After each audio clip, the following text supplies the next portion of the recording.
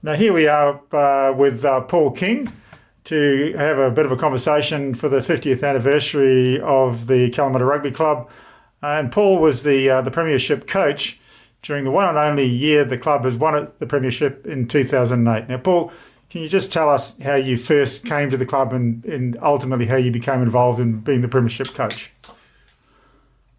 How I came to the club, a guy called Nicky Carr, who was a good servant to the club. He was a friend of mine that we played league together back in New Zealand, and he happened to tell Andrew Todd in 2007 or 2006 that he had a mate back in New Zealand who would be good for the club as a coach. Hence, Andrew Todd got in touch with me 2007, told me that I was going to come to the club and I was going to get this and get that and everything else, as Toddy would.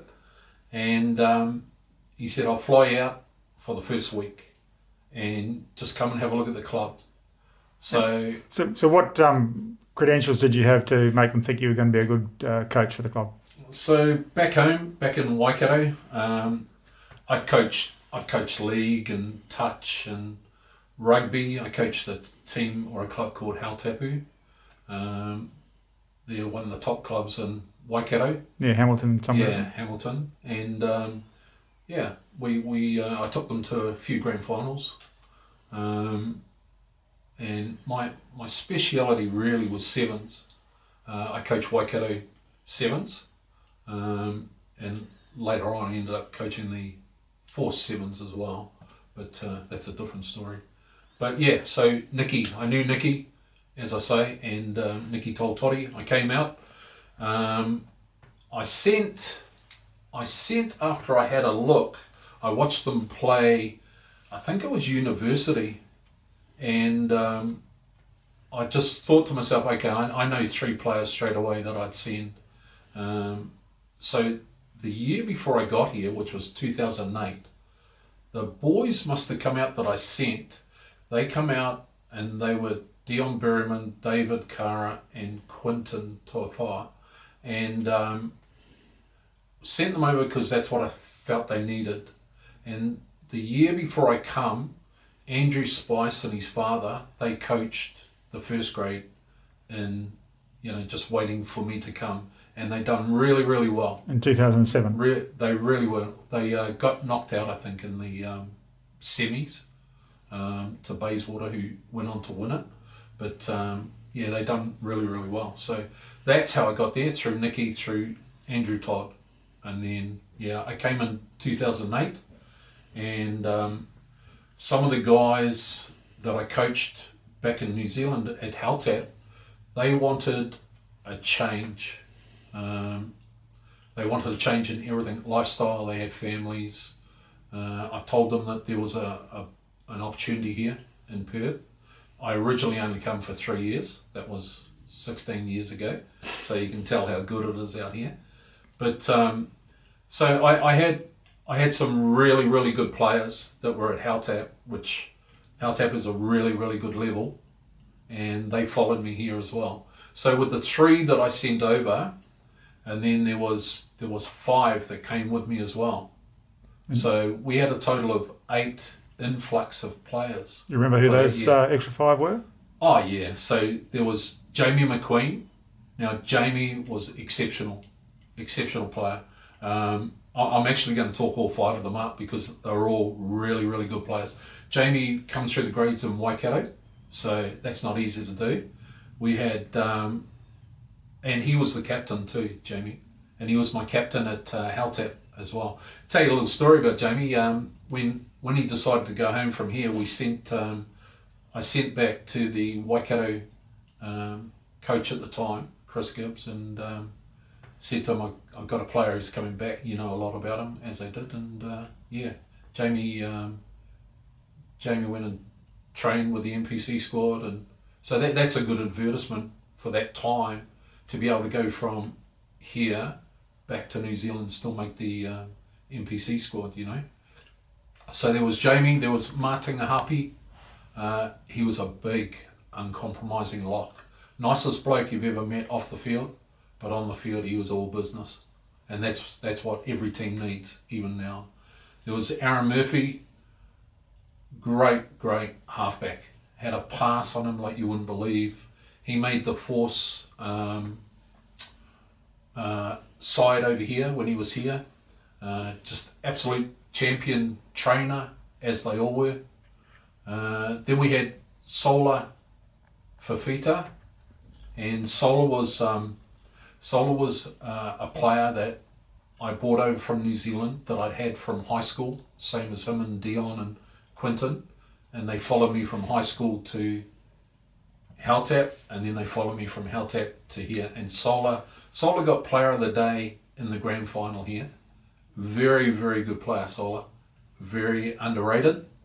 As you know, like some players get selected, some don't. And then we had a guy called Hayden Hirami, and Hayden had it all.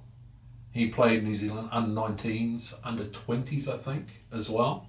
So these were good caliber guys that came over, you know. And when you've got 8 players that come from New Zealand playing that high grade, It would all play together as well, had they? they'd all play together. They all knew what finals were about, and they as I say, they follow me over, and it's just a ripple flow-on effect. So you bring in 8, and then 8 players from the team have to go down to Bs. We were lucky that year. We had Tim Casamawe. He was the reserves coach. The reserves coach is a thankless job.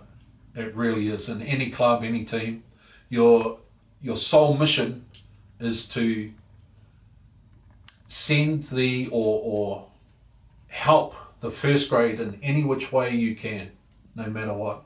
And, to try and get your team on the same wave or page when the first grade's taking them and dropping them and bringing up other players. It's really hard. So excuse me. So Timmy done a really good job. And also the under-20s that year, I'm pretty sure Kimbo coached them that year. The under-20s were very good as well. They were very good. So in that year that we won it, we didn't just win the first team, we won the second team, and I think the 20s finished 3rd. So it was a very strong club. Very strong club at the time.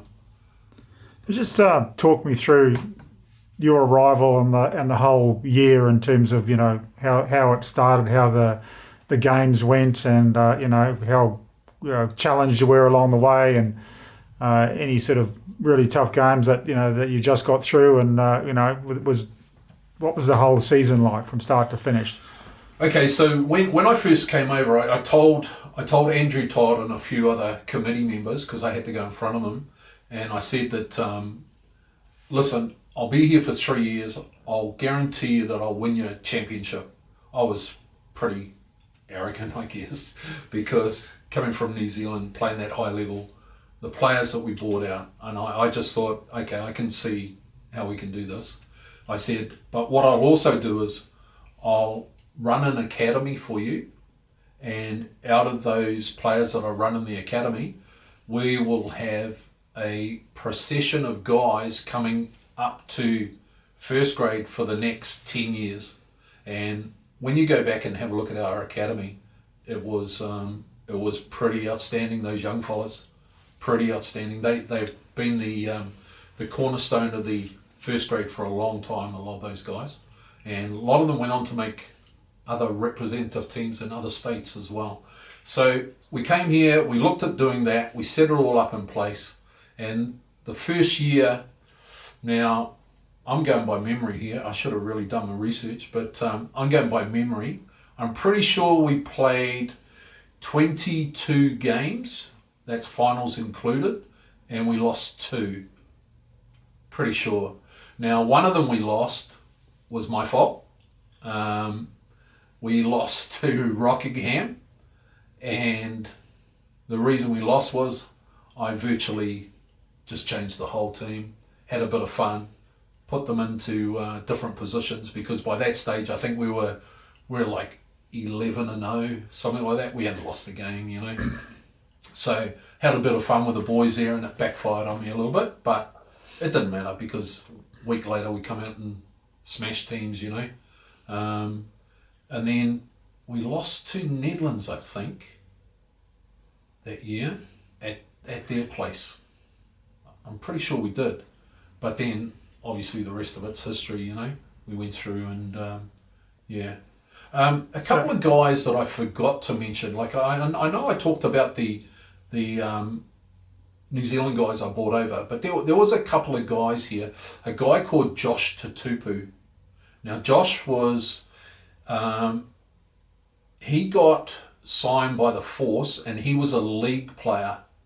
So they thought that because he was a league player, I'd have a good rapport with him being a former league player as well. So they sent him to us. And they also sent us another guy who was a league player, Valeni Tiati, I think his name was, Valeni. Yeah, or Valeni, big Valeni. And he was huge.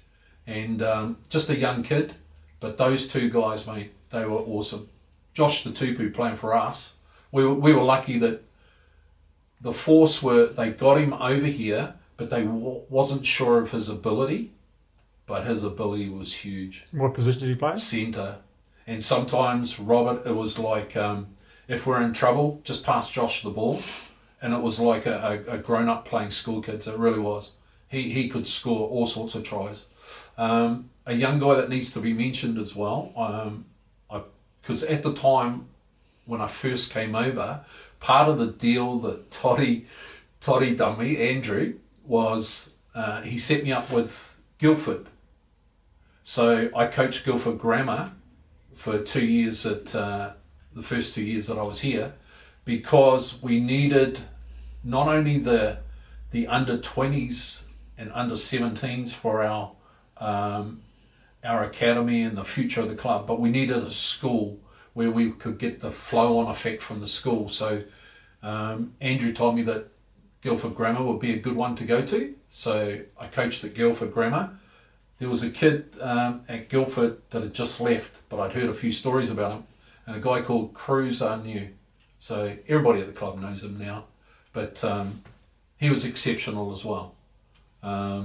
Cruz came into the first grade that first year, straight out of Guildford, first 15, and which was hard to do because Guildford was only involved in a private school competition, and so they're only playing 8 private school teams, and then Cruz was good enough to come into our side as a 17-year-old, I think. I think he had his 18th birthday after the season, and mate, he was something else. He when he played at Guildford, he was their best player, and it was like give Cruz the ball, and I think he was playing prop at Guildford, and he would score 60-metre tries, easy. And then when he came to us, I thought, well, okay, I'm not going to tell him that you're not supposed to do that, mate. So I just let him go, and he was scoring 60, 70-metre tries. He was outstanding, Cruz. He was big and fast, I gather. He was everything. He had good hands, good everything. But you know, I played him at number 8 for a while there, mainly because of his age and whatnot. Didn't want to put him into the front row too soon. He would have handled it though.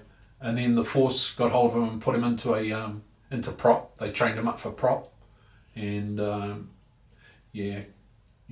rest is history. He became professional, you know. So, and he's still with the club now. He's a good servant to the club. Great. So yeah, and that's virtually how I got here, sort of thing, with the players and the club, and just had to. It just felt like home when I come to the club. That was the thing. It felt like home. You know, they had some guys around the club, some real characters. Jimmy Berry. So when Toddy first brought me over, sorry, I'll go back. When Toddy first brought me over, I had a week here to try and have a look, and they were playing University of this day. So Toddy took me. I sat up on the bank, the university hill. I sat up there and I'm watching the game, and I'm just thinking to myself, okay, these guys, it's not hard to fix it, I don't think, but we'll see. I want to see more about the club and see what they're like and how they come together. And anyway, Jimmy Berry was walking down the bottom of the hill along the sideline with a bottle of beer, and he's going off. Like, anybody who knows Jimmy knows what he's like. Good man, he was. And he's just going off. And anyway, university scored, and then the game seemed to be drifting away from the boys. And next minute I see Jimmy go and grab his young fella, Matt Berry, and just drag him up the hill and past me and Toddy. And he's swearing, I'm out of here. And I just thought, what's this guy doing, man? And then when I got home and I thought about it, I thought, okay, he's pretty passionate, So this club must be similar to that. And once I got to know Jimmy, yeah, he was one and only Jimmy Berry. So that changed my mind a bit. Well, not changed my mind, but... So this was the first week you came over from That was the first week. So they brought me over the first 1 week. They brought me over for 1 week. 2007. And then I went back. So I had to have a look. Then I went back. Yeah. And then, yeah. And you came back, about a year or less than a year later? Then I came back in 2008. Yeah, for the start of the season. I come back about July 2007, I think it was. And then that gave me the whole pre-season with the academy and the boys that I wanted to select. Yep. There were some really good boys come out of there. Some really good boys. Russell Burgess's, Jake Rumble. Cruz was there. We worked on him. Benny Rumble, Abe Clark.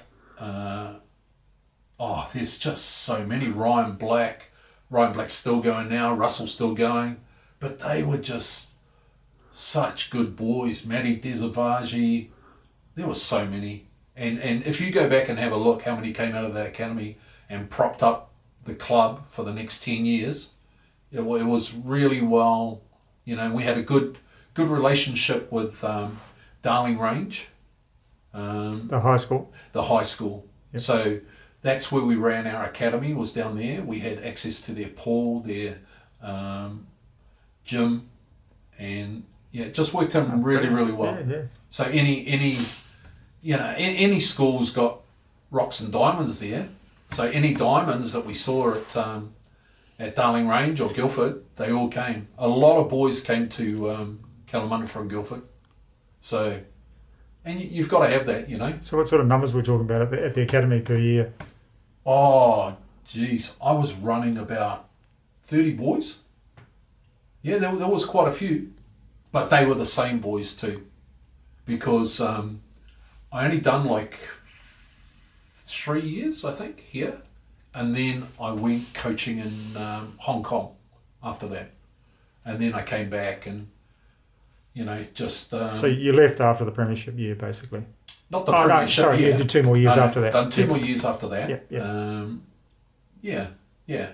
And then went to Hong Kong, travelled around, then came back and wasn't sure if I wanted to get into it, but always love coaching, I love when you can take a young guy who knows nothing and turn them into good players, That year we won it.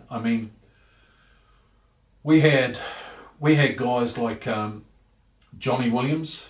So Johnny is Tamaiti Williams' father, the All Black. Johnny was a good player.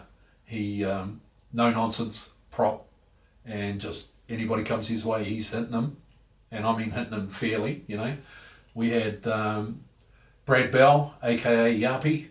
Yapi he's a special bloke, still a very good friend of mine now. He was an Olympic wrestler, Yapi.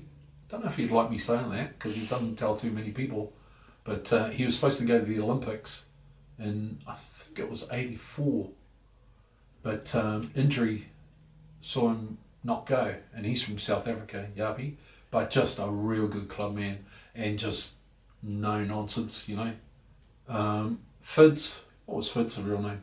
Don't even know Fids' real name. We had Peachy, we just had a real good bunch of guys. I apologise if I'm missing guys, but it was just a real good. Around the club was just really pumping, and a lot of it came down to my managers as well. I had Mark Skiber and Billy Monet. Now, a manager's job, it's a thankless job, and you're always behind the scenes.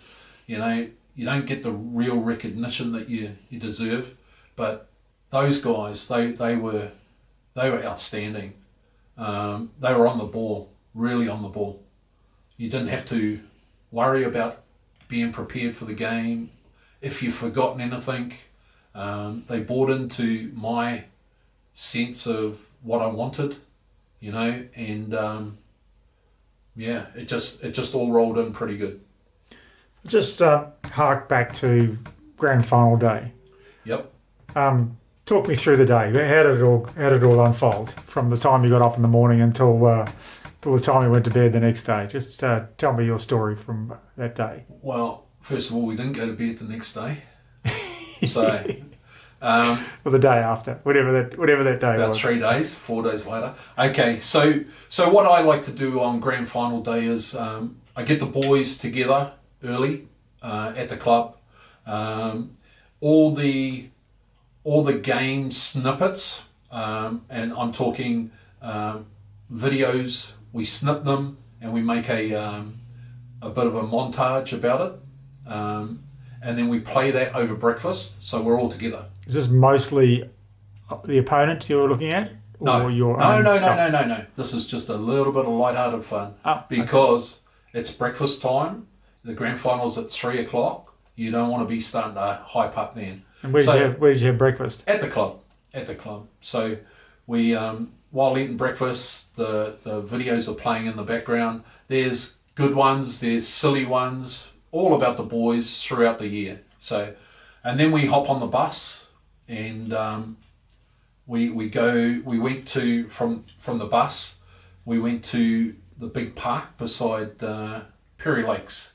There's a park out the back, so we went there. The grand final was at Perry Lakes, was it? Grand final was at Perry Lakes. Yep. Yeah, it was a great day, and so we go there, and we just run through a bit of a captain's run. It's got nothing to do with me. It's the boys. The captain takes them through. I steer clear. Grand final day, we lost 3 players. Jamie was a Mormon and wouldn't play on Sundays because of his beliefs.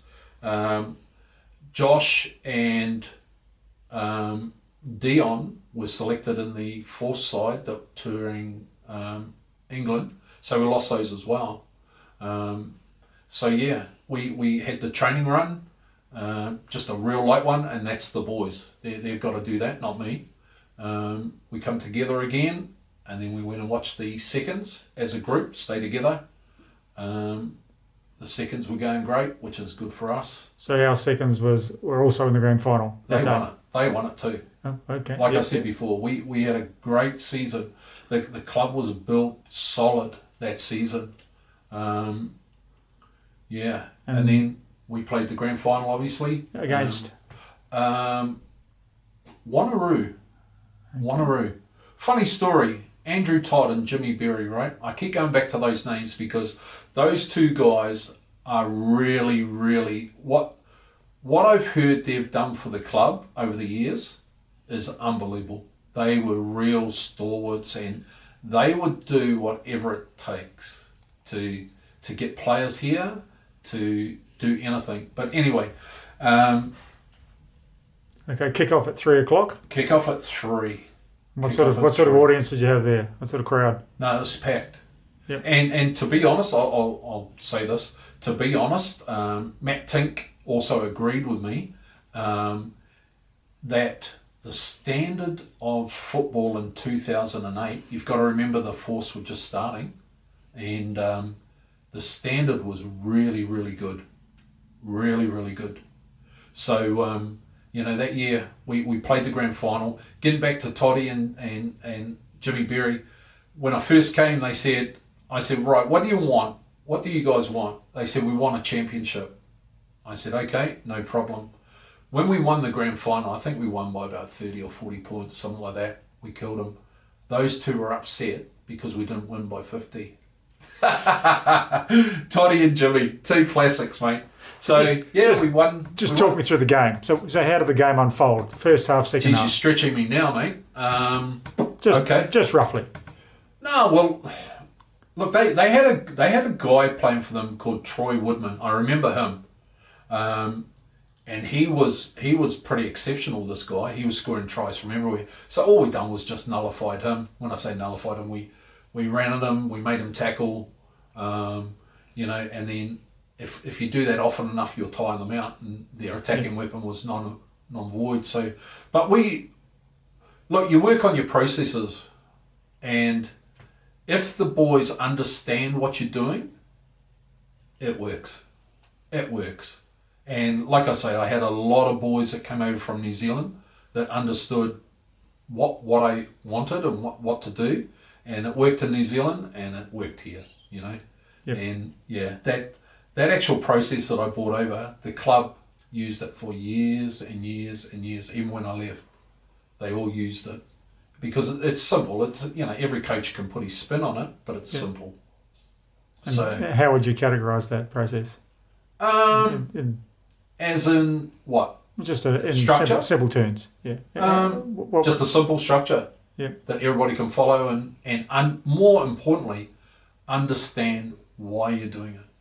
If we run here, it's because we're looking to move that defense from here to there. And if they stop us there, then they will be short out the other side. Just simple terms of things, Yeah. So it was a really good day. Matt Tink, the boss in the Force, he told me that when we played the semi-final there, they stacked up the bar, and he said that we had a lot of alcohol. He said, but Kalamunda drunk us all out of the alcohol by the time the first grade went to go on. That was the semi-finals. So he said, right, I'll get them next time, because they're in the finals, they won't get us again. So he stacked up treble of what he got for the semis. Kalamunda drunk him out of the final again. Just real good supporters. So the team obviously went into the grand final as like the favourites. We were the favourites, mate. Having had such a really good season. Yep. And that was our mindset too. Yep. Yeah, a favourite tag doesn't mean anything. You can be favourite or underdog, but it's how you play. And we had the confidence to blow everybody away, and that's what we did. Okay. The game's won. Then what happens? Bus ride back to the club. Guys there, you talked to me before we started this about Snow. Snow was me coach at Guildford as well. He helped me out there. He's always helped me out, Snow, with jobs or whatever. Just a real good mentor, Snow. And him and a guy I met for the first time was a guy called Richard Coney, obviously known to us as Wurzel. And those boys, they like to play hard, party hard. And they were one, the two first guys to meet us back at the club. By the time we got off the bus, we were all a bit raspy in the voice. We were singing "We Are the Champions," as you do. Great night, just great night. And who was at the club when you got back? Who wasn't at the club? Who was? Easier. Oh, really? Yeah. Just everybody, mate. Packed. People I'd met, I'd only just met them a few times during the year, but they were all there, all ex-Cala. So, packed. I tell you, Robert, like for the next 3 years, the club rooms was always packed. Every game, every game. So, like I said before, it's part of the reason I came here to Kalamunda was because it's like being home. Good supporters. They expect a lot, and that's fair enough. But very good supporters, and just a real good passion for the club. So, yeah. And the party just went on all night at the club rooms. Did everyone stay there all night? I'm a non-drinker. I don't drink. Yeah. But for there I had a drink. Obviously, there's a reason why I don't drink, Robert. And Yeah, I can't remember too much about it, mate. I Right. can't remember Yeah, too much. but just huge. But you drank till you could, and then